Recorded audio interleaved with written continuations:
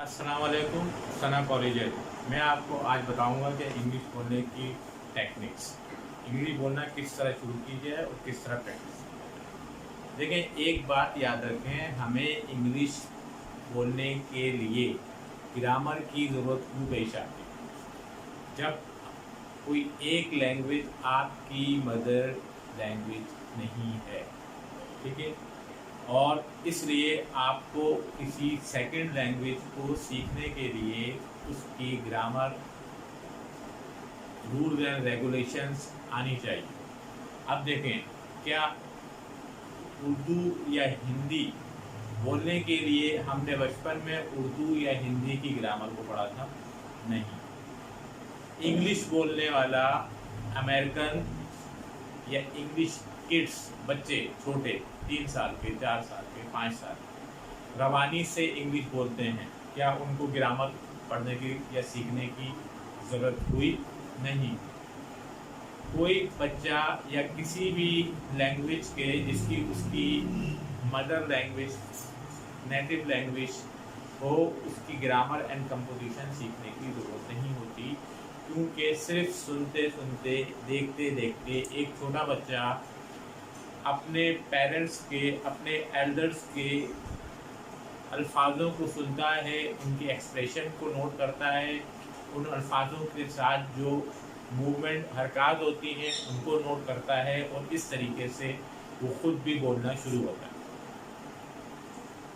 हमें इंग्लिश बोलने के लिए ग्रामर या रूल्स एंड रेगुलेशन की ज़रूरत इसलिए पड़ती है कि हमारी मादरी ज़बान उर्दू है या हिंदी है या कुछ और है, और हमें इंग्लिश बोलना है। ग्रामर्स या उसूल व कवायद या रूल्स एंड रेगुलेशंस का मतलब है कि आप एक लैंग्वेज से, यानी उर्दू आपकी लैंग्वेज है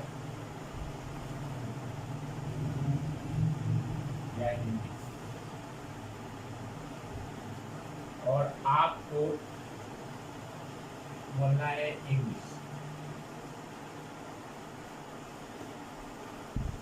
तो उर्दू के जुमलों को इंग्लिश में किस तरह बोलेंगे, इसके लिए हमें कुछ कवायद, कुछ उसूल पता होने चाहिए।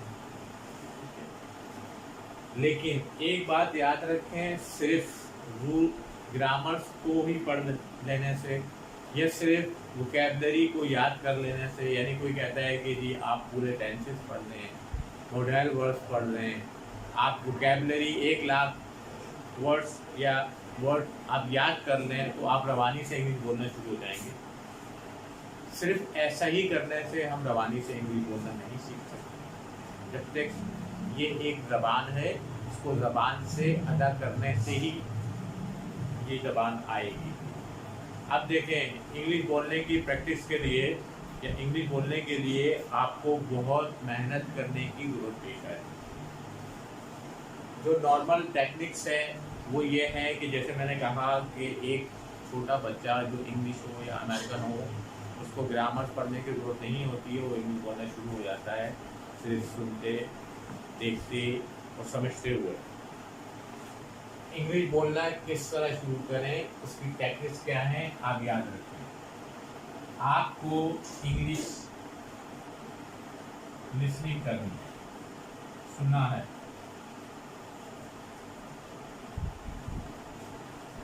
Number 1, listening. आप इंग्लिश सुने, मतलब आप इंग्लिश की मूवीज़ को सुने, इंग्लिश न्यूज़ सुने, यानी आपके कानों में इंग्लिश पढ़नी चाहिए, इंग्लिश देखनी चाहिए, ठीक है।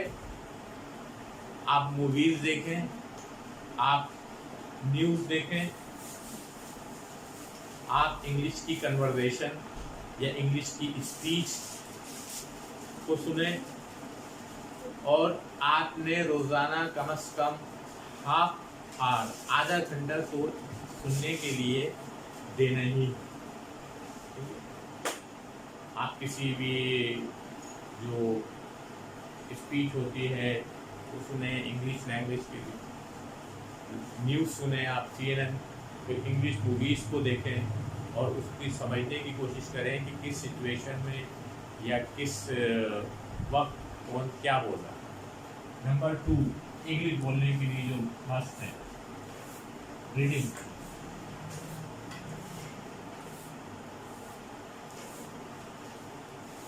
आपने इंग्लिश में कुछ पढ़ना है, तकरीबन हाफ आवर आपने देना ही देना है स्टडी। पढ़ने के लिए आप न्यूज़पेपर पढ़ें, इंग्लिश न्यूज़पेपर पढ़ें, इंग्लिश अगर कोई लिटरेचर आपको मिलता है वो पढ़ें, इंग्लिश स्टोरीज़ को पढ़ें और उसको समझने की कोशिश करें।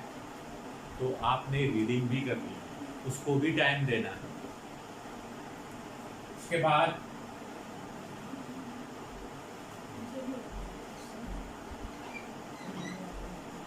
आपने लिसनिंग हो गई, रीडिंग हो गई, ठीक है।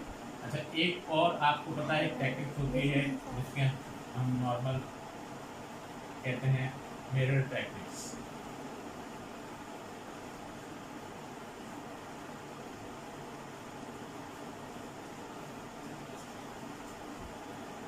आपने आईने के सामने खड़े हो जाना है और जोर जोर से इंग्लिश बोलनी है, लाउडली, और अपने फेस के एक्सप्रेशन को देखना है।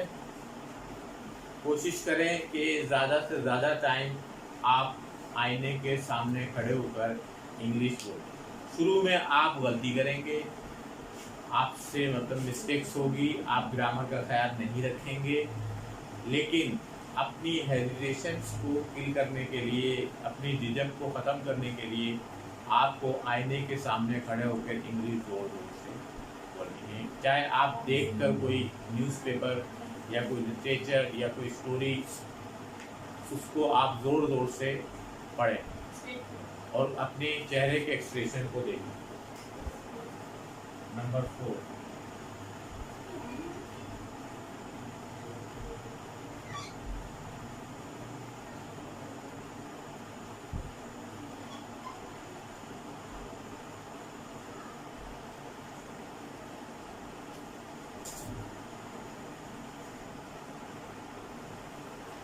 इंग्लिश बोलने की प्रैक्टिस करें। अपने फैमिली मेम्बर से, अपने फ्रेंड से, और जो भी आपको मिले आप उससे इंग्लिश बोलें। शुरू में आप सिंपल सेंटेंसेस की प्रैक्टिस करें, सिंपल सेंटेंसेस जो हैं उनको बोलें।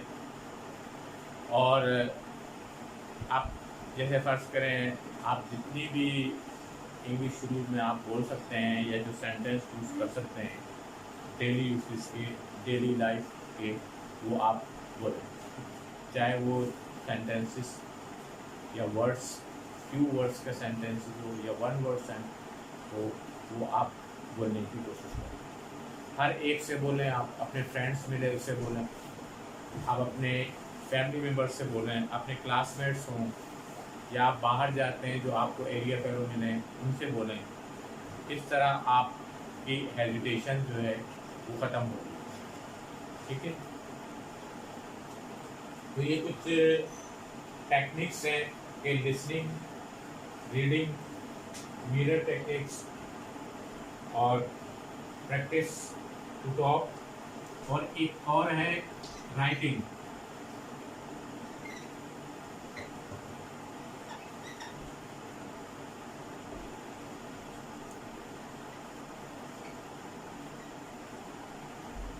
आप कुछ लिखने की कोशिश करें,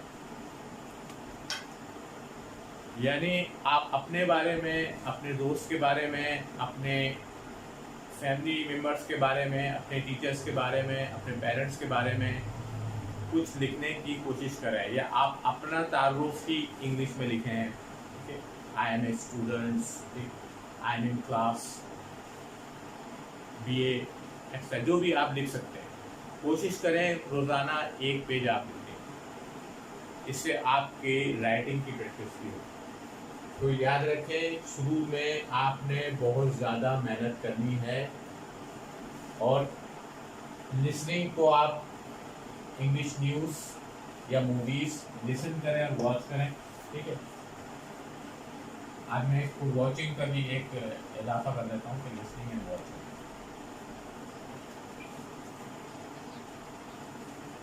रीडिंग, न्यूज़पेपर को रीड करें, स्टोरी को रीड करें। मिरर टेक्निक्स, आईने के सामने खड़े होकर लाउडली बोलें।